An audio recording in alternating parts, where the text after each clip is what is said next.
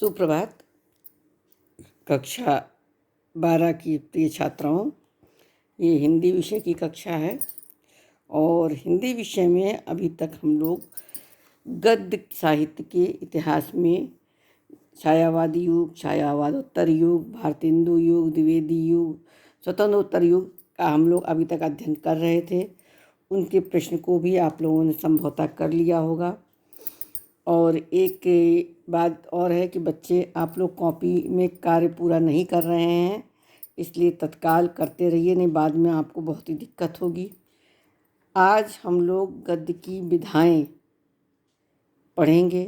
ये विधाएं क्या हैं और इनमें कौन कौन सी विधाएं हैं, कैसे हैं, इसको हम लोग आज अध्ययन करेंगे। देखिए, गद्य की जो हिंदी गद्य की विधाओं को विद्वानों ने 2 वर्गों में बांटा है, या हम लोग बांट सकते हैं।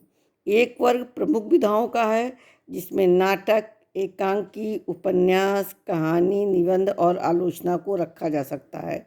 और दूसरा गौण या प्रकीर्ण गद्य विधाओं का है। इसके अंतर्गत जीवनी, आत्मकथा, यात्रावृत्त, गद्य काव्य, संस्मरण, रेखाचित्र, रिपोर्टाज, डायरी, भेंटवार्ता, पत्र साहित्य आदि का उल्लेख किया जा सकता है। प्रमुख विधाओं में नाटक, उपन्यास, कहानी, निबंध, आलोचना का आरंभ यानी इसकी शुरुआत भारतेंदु युग सन 1870 से 1900 ईस्वी में ही हो गया था। लेकिन गौण या प्रकीर्ण गद्य विधाओं में कुछ का विकास द्विवेदी युग में और शेष का छायावादी या छायावादोत्तर युग में हुआ है। तो द्विवेदी युग में जीवनी, यात्रावृत्त, संस्मरण, पत्र साहित्य का आरंभ हुआ था। छायावादी युग में गद्य काव्य, संस्मरण, रेखाचित्र की विशेष विधाएं समृद्ध हुई। छायावाद उत्तर युग में प्रकीर्ण गद्य विधाओं का जो अभूतपूर्व विकास हुआ है, उसमें आत्मकथा, रिपोर्टाज, भेंटवार्ता, व्यंग, विद्रूप लेखन, डायरी, एकालाप आदि अनेक विधाएं छायावाद उत्तर युग में विकसित और समृद्ध हुई हैं। यहाँ यह संस्मरणीय है, ये याद करने योग्य बात है कि प्रमुख गद्य विधाएं अपनी रूप रचना में एक दूसरे से सर्वथा स्वतंत्र हैं, किंतु प्रकीर्ण गद्य विधाओं में से अनेक निबंध विधा से पारिवारिक संबंध रखती हैं। एक ही परिवार से संबंध होने के कारण यह एक दूसरे के पर्याप्त निकट प्रतीत होती हैं। अब हम लोग सबसे पहले जो हमारी प्रमुख गद्य विधाएं हैं उसका अध्ययन करेंगे। उसमें सबसे प्रमुख विधाएं जो हैं, उसमें नाटक क्या है? रंगमंच पर अभिनय द्वारा प्रस्तुत करने की दृष्टि से जो लिखी गई तथा पात्रों एवं संवादों पर आधारित एक से अधिक अंकों वाली दृश्यात्मक साहित्य रचना को नाटक कहते हैं। नाटक वस्तुतः रूपक का एक भेद है और रूप का आरोप होने के कारण नाटक को रूपक कहा गया है। अभिनय के समय नट का दुष्यंत या राम जैसे ऐतिहासिक पात्र का आरोप किया जाता है, इसलिए इसे रूपक कहते हैं। नट अभिनेता से संबंध होने के कारण नाटक कहते हैं। नाटक में ऐतिहासिक पात्र विशेष की शारीरिक एवं मानसिक अवस्था का अनुकरण किया जाता है और आज नाटक शब्द अंग्रेजी ड्रामा या प्ले का पर्याय बन गया है। हिंदी में मौलिक नाटकों का आरंभ भारतेंदु हरिश्चंद्र से माना जाता है। द्विवेदी युग में इसका अधिक विकास नहीं हुआ। छायावादी युग में जयशंकर प्रसाद ने ऐतिहासिक नाटकों के विकास में महत्वपूर्ण योगदान दिया और छायावाद उत्तर में लक्ष्मी नारायण मिश्र, उदय शंकर भट्ट, उपेंद्र नाथ अश्क, सेठ गोविंदास, डॉक्टर राम कुमार वर्मा, जगदीश माथुर, मोहन राकेश आदि ने इस विधा को विकसित किया। और नाटकों का एक महत्वपूर्ण रूप एकांकी है। एकांकी किसी एक महत्वपूर्ण घटना, परिस्थिति या समस्या को आधार बनाकर लिखा जाता है और इसकी समाप्ति एक ही अंक में उस घटना के चरम क्षणों में मूर्त रूप से कर दी जाती है। और हिंदी में एकांकी नाटकों का विकास छायावादी युग से ही माना जाता है। सामान्यतः श्रेष्ठ नाटककारों में ही श्रेष्ठ एकांकी की भी रचना की गई है। ये आपकी नाटक विधा है। दूसरी हमारी विधा कौन सी है? दूसरी विधा है उपन्यास। उपन्यास क्या है? उपन्यास, हिंदी में उपन्यास शब्द का आविर्भाव संस्कृत में उपन्यस्त शब्द से हुआ है। उपन्यास शब्द का शाब्दिक अर्थ है सामने रखना। उपन्यास में प्रसादन अर्थात प्रसन्न करने का भाव भी निहित होता है। किसी घटना को इस प्रकार सामने रखना कि उससे दूसरे को प्रसन्नता हो, उपन्यस्त करना कहा जाएगा। किंतु इस अर्थ में उपन्यास का प्रयोग आजकल नहीं होता है। हिंदी में उपन्यास अंग्रेजी नॉवेल का पर्याय बन गया है और हिंदी का जो पहला मौलिक उपन्यास है वो लाला श्रीनिवास दास का परीक्षा गुरु माना गया है। प्रेमचंद जी ने हिंदी उपन्यास में सामयिक सामाजिक जीवन से संबद्ध करके एक नया मोड़ दिया है और उपन्यास को मानव चरित्र का चित्र समझते थे। उनकी दृष्टि में मानव चरित्र पर प्रकाश डालना, उसके रहस्यों को खोलना ही उपन्यास का मूल तत्व था। ये किसके द्वारा है? मुंशी प्रेमचंद के द्वारा। वस्तुतः उपन्यास गद्य साहित्य का वह महत्वपूर्ण कलात्मक विधा है जो मनुष्य को उसकी समग्रता में व्यक्त करने में समर्थ हो।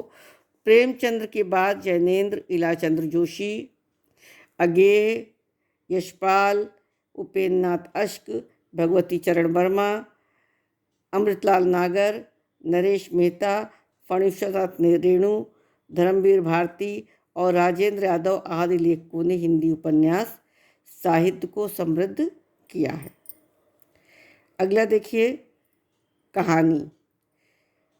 जीवन के किसी मार्मिक तथ्य को नाटकीय प्रभाव के साथ व्यक्त करने वाली और अपने में पूर्ण कलात्मक विधा को कहानी कहा जाता है। हिंदी में मौलिक कहानियों का आरंभ सरस्वती पत्रिका के प्रकाशन के बाद हुआ।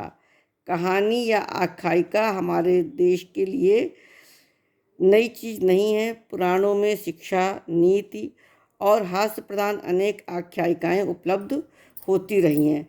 आधुनिक कहानी साहित्य कहानियों के उद्देश्य और शिल्प में उनसे भिन्न है। आधुनिक कहानी जीवन में किसी मार्मिक तथ्य के नाटकीय प्रभाव के साथ व्यक्त करने वाले अपने में पूर्ण एक कलात्मक गद्य विधा है जो पाठक को अपनी यथार्थपरता और मनोवैज्ञानिकता के कारण ही निश्चित रूप से प्रभावित करती है। हिंदी कहानी के विकास में प्रेमचंद का महत्वपूर्ण योगदान है। प्रेमचंदोत्तर या छायावादोत्तर युग में जैनेन्द्र, अज्ञेय, इलाचंद्र जोशी, यशपाल, उपेन्द्र नाथ अश्क, कमलेश्वर, राजेंद्र यादव, अमरकांत, मोहन राकेश, फणीश्वरनाथ रेणु, द्विजेंद्र नाथ मिश्र, निर्गुण, शिव प्रसाद सिंह, धर्मवीर भारती, मन्नू भंडारी, शिवानी, निर्मल वर्मा आदि लेखकों ने इसमें कलात्मक और समृद्ध बनाया है। और इसमें जो सबसे महत्वपूर्ण कहानीकार एक हमारे हैं वो हैं मुंशी प्रेमचंद। और जयशंकर प्रसाद की ममता कहानी भी बहुत ही प्रसिद्ध है जो कि कक्षा 10 में आपने पढ़ा होगा। तीसरा है हमारा आलोचना। आलोचना किसे कहते हैं ये भी आपने पढ़ा होगा, इसको समझिए। देखिए, आलोचना का शाब्दिक अर्थ है किसी भी वस्तु को भली भांति देखना और समझना, उनके गुण और दोषों को परखना। भली भांति देखने से किसी वस्तु के गुण दोष जो प्रकट होते हैं, इसलिए इसकी किसी साहित्यिक रचना को भली प्रकार से उसके गुण दोषों को प्रकट करना उसकी आलोचना कहलाती है। आलोचना के लिए समीक्षा शब्द भी प्रचलित है। इसका भी लगभग यही अर्थ है। किसी भी आलोचना अंग्रेजी के क्रिटिसिज्म शब्द का पर्याय बन गया है। भारतीय काव्य चिंतन में सैद्धांतिक और शास्त्रीय आलोचना का विशेष महत्व है और हिंदी में आधुनिक पद्धति में आलोचना का आरंभ भारतेंदु युग में बालकृष्ण भट्ट और बद्रीनारायण चौधरी प्रेमघन द्वारा पुष्ट हुआ या किया गया। लाला श्रीनिवास दास द्वारा संयोगिता स्वयंवर नाटक की आलोचना से माना जाता है। आगे चलकर द्विवेदी युग में पंडित महावीर प्रसाद द्विवेदी, मिश्र बंधु बाबू श्याम सुंदर दास, पद्म सिंह शर्मा, लाला भगवान दीन आदि ने विशेष कार्य किया। हिंदी आलोचना का सबसे उत्कृष्ट कार्य, यह उन्नति वाला कार्य आचार्य रामचंद्र शुक्ल की आलोचना की कृति से मान्य है।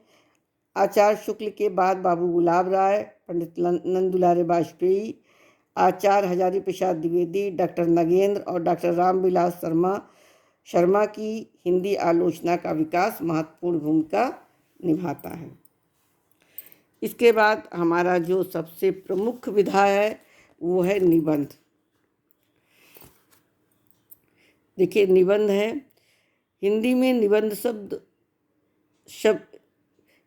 निबंध शब्द अंग्रेजी के ऐसे शब्द के पर्याय रूप में व्यवहृत होता है। ऐसे शब्द का अर्थ है प्रयास, अर्थात किसी विषय के संबंध में कुछ कहने का प्रयास ही ऐसे है। प्रयास होने के कारण ऐसे का संबंध अपने मूल रूप में प्रौढ़ रचना नहीं मानी गई है। ये शिथिल मनाई स्थिति में लिखित, व्यवस्थित और ढीली ढाली रचना समझी जाती है। व्यवहार में विचार प्रधान गंभीर लेखों तथा भाव प्रधान आत्मव्यंजक रचनाओं जैसे दोनों के लिए निबंध शब्द का प्रयोग होता है। निबंध को परिभाषित करने के लिए बाबू गुलाब राय ने कहा है, निबंध उस गद्य रचना को कहते हैं जिसमें एक सीमित आकार के भीतर किसी विषय का वर्णन या प्रतिपादन एक विशेष निजीपन, स्वच्छंदता, सौष्ठव, सजीवता अथवा आवश्यक संगति और संबद्धता के साथ किया गया हो। निबंध मुख्यतः 4 प्रकार के माने गए हैं: वर्णनात्मक, विवरणात्मक, विचारात्मक और भावात्मक। देखिए, वर्णनात्मक निबंध किसी वस्तु की स्थिर रूप में देखकर उसका वर्णन किया जाता है। विवरणात्मक निबंध में इसमें किसी भी वस्तु को उसके गतिशील रूप में देखकर उसका वर्णन किया जाता है। विचारात्मक में इसमें विचार और तर्क की प्रधानता होती है। भावात्मक में भाव प्रधान और इसमें आवेशशीलता होती है। हिंदी निबंध रचना का आरंभ भारतेंदु युग से माना जाता है। भारतेंदु युग में भारतेंदु हरिश्चंद्र, प्रताप नारायण मिश्र, बालकृष्ण भट्ट, बाल मुकुंद गुप्त अनेक विषयों में इन्होंने सुंदर निबंध लिखे।